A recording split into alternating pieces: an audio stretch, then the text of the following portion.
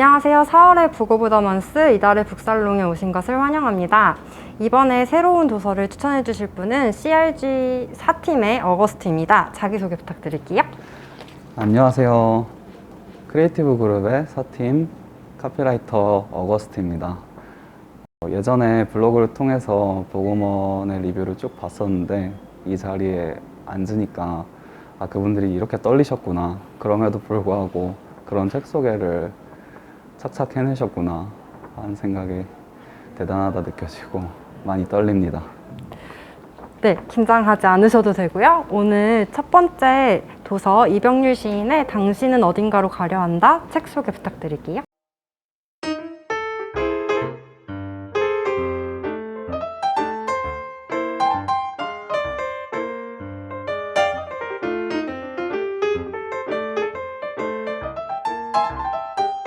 네, 4월달 제가 첫 번째로 추천드리고 싶은 책은 이병률 시인의 당신은 어딘가로 가려 한다입니다. 이 제목에서 드러나듯이 어딘가로 가려고 하는 당신, 그런 당신을 마중 보내는 나, 혹은 그 당신이 떠나가고 남겨진다. 그런 떠남과 만남, 헤어짐, 이별, 크게는 여행까지 이 시집에서 주로 다루고 있는 소재들인데요. PTK의 블로그를 읽어보며 우리 PTK 식구분들이 여행을 좋아한다는 걸 알게 됐습니다. 그래서 내가 카피라이터로서 책을 추천한다면은 이런 여행을 조금 더 미분해보는 경험을 추천드릴 수 있지 않을까 해서 시집을 골랐습니다. 시집의 시어들은 뭐랄까 찰나나리만치 되게 다양한 의미들을 내포하고 있어요. 그래서 그 시어들 하나하나를 미분해보고 그 미분한 알갱이들을 갖고 또다시 여행이라든지 그리움, 떠남, 이별들을 다시 생각해보게 됐을 때 여행이란 전체 그림의 어떤 해상도나 질감이 훨씬 더 분명해질 수 있다고 생각했습니다. 네, 혹시 그럼 이 시집에서 가장 좋아하는 시나 구절이 있다면 소개 부탁드릴게요. 시집 안에 여러 가지 시들이 있는데 그 중에서 제 마음에 들었던 시는 화분이라는 시예요. 직접 화분에 대한 이야기를 하진 않지만 집안에 남겨진 혹은 우리가 함께 지냈던 공간에 혼자 남겨진 화자의 심정을 대변하는 시입니다. 여기서 가장 마음에 들었던 구절은 재물처럼 올려졌다 재처럼 가라앉으리라 라는 구절인데 그게 꼭 무엇을 애틋하게 사랑했던 자리 그리고 그 무엇이 떠나갔을 때 혼자 남겨진 자의 자리를 재물과 재로 잘 비유했다고 생각이 돼서 적절한 카피다. 꼭 이 문장, 이 구절에 쓰여야만 빛을 발하는 단어다 라는 생각에 확 꽂혔던 것 같습니다. 혹시 어거스트도 여행을 좋아하시나요? 여행을 무척 좋아합니다. 그렇다면 요즘 같은 계절에 가볼 만한 여행지가 있다면 추천해 주실 수 있을까요? 저는 우도를 추천드려요.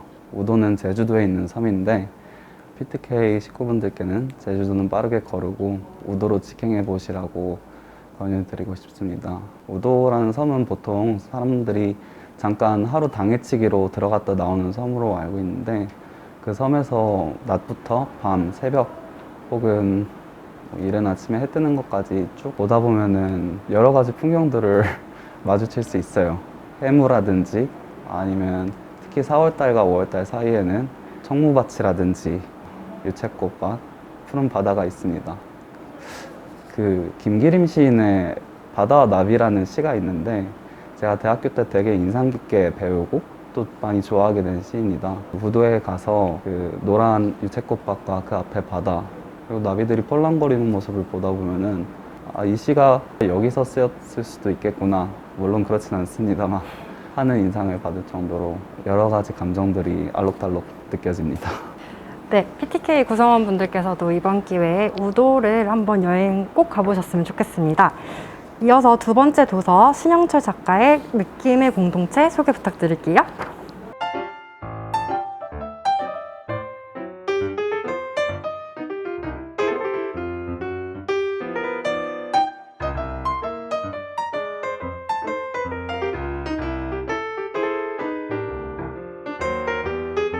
신영철 평론가로 많이 알려져 있고 느낌의 공동체라는 평론집인데요. 총 제가 숫자를 센 게 맞다면 95편의 평론이 한 대로 묶여 있습니다.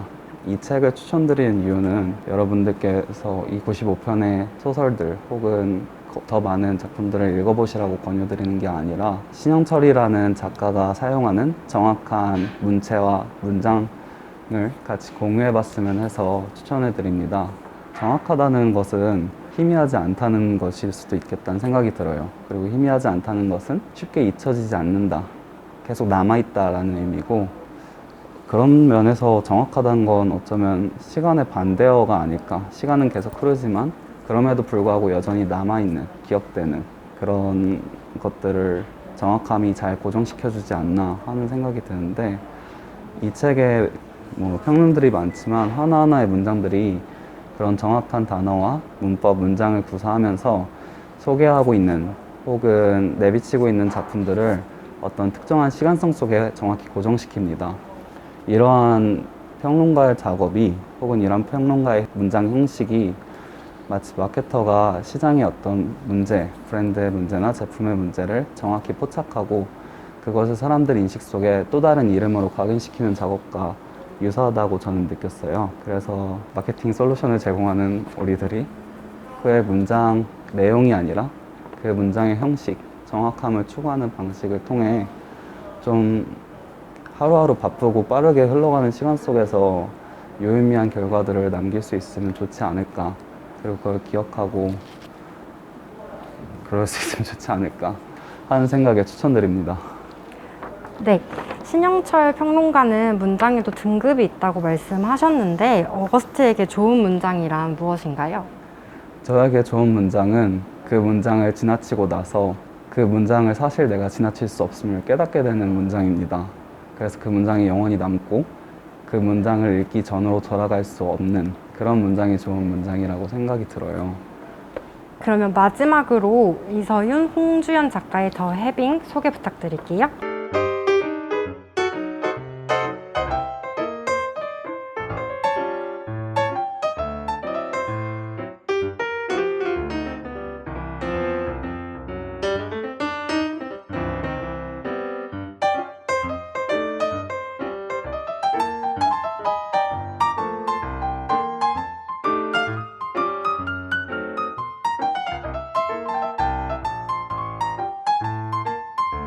더 해빙이라는 자기 개발서인데요.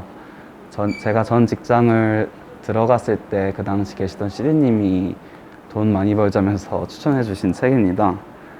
그 직장을 나오고 PT코리아를 준비하면서 이 책을 처음 펴게 됐는데, 더 해빙이라는 기술을 통해, 특정 기술을 통해 그 이서윤 씨가 어떻게 하면 부자가 될 수 있는지를 조금 논리적이고 구체적으로 여러 가지 측량적인 근거를 들어서 설명해 주는 책입니다. 저도 이제 그 당시에 부자가 되기 위해서 대체 누가 부자가 되는 걸까 하는 고민을 갖고 부자 되는 방법을 열심히 공부했었는데, 그 와중에 이 책은 단연 독보적이었다고 느껴져요. 그 이유는 이 책은 어떤 테크닉을 가르쳐 주는 게 아니라 나에게 집중했을 때 부자가 되었던 사람들에 대한 이야기를 들려줍니다. 네, 우선 시청하시는 분들께 해빙의 의미를 소개 부탁드릴게요. 네, having이라는 표현은 갖는다라는 의미인데, 여기서 ing, 즉 갖고 있음에 조금 더 방점이 찍히는 것 같습니다.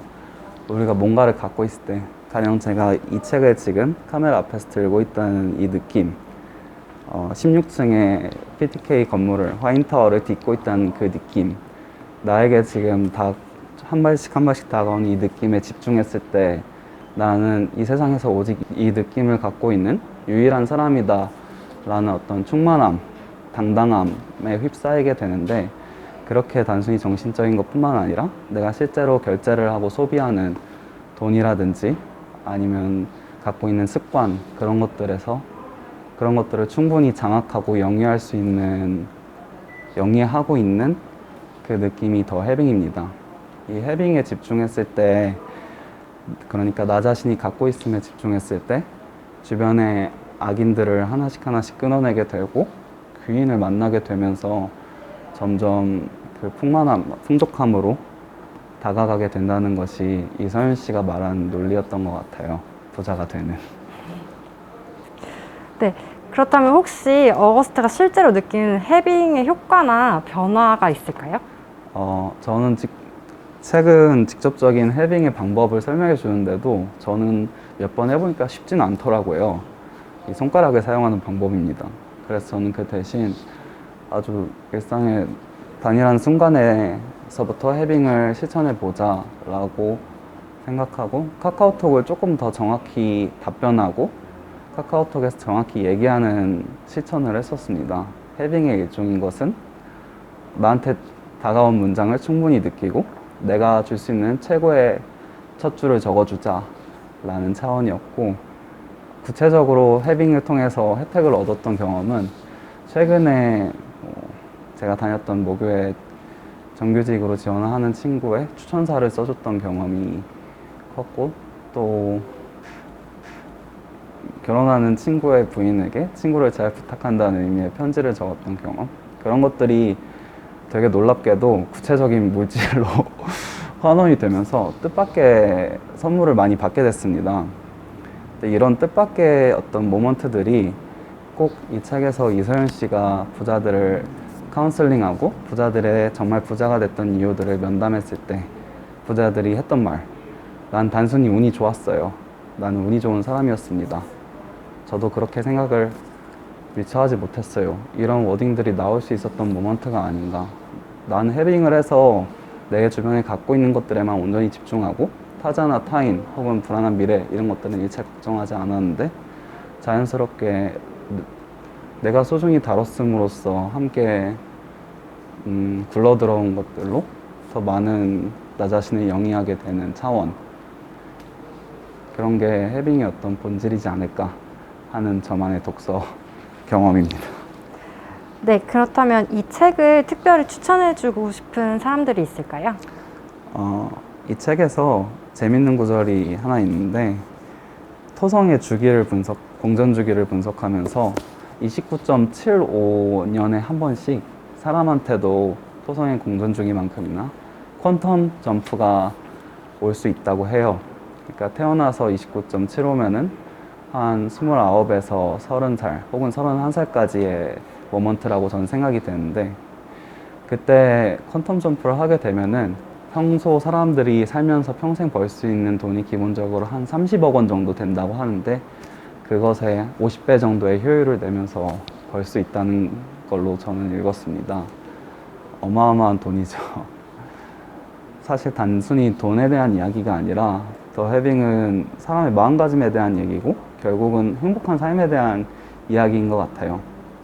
바깥이 아니라 나 자신한테 집중했을 때 얼마나 많은 것을 갖게 되는가, 그런 관점의 전환을 유도하는 책이어서 딱 29살의 모먼트 혹은 30살의 모먼트에 계실 분들께 특히 추천을 드리고 싶습니다. 이게 사회적으로는 아직은 어리지만 결혼을 해야 되는 나이일 수도 있고 혹은 커리어를 본격적으로 쌓아가는 나이일 수도 있기 때문에 여러 가지 중대사가 겹쳐있는 시기인 것 같기도 해요. 그래서 PTK의 그 구간의 분들께 특히 추천해 드립니다. 네, 감사합니다. 오늘 PTK 구성원분들을 위해 새로운 도서 3권을 추천해주신 어거스트께 진심으로 다시 한번 감사드리며 PT코리아 4월의 부고부더먼스는 여기서 마치겠습니다. 끝으로 구독과 좋아요 눌러주세요.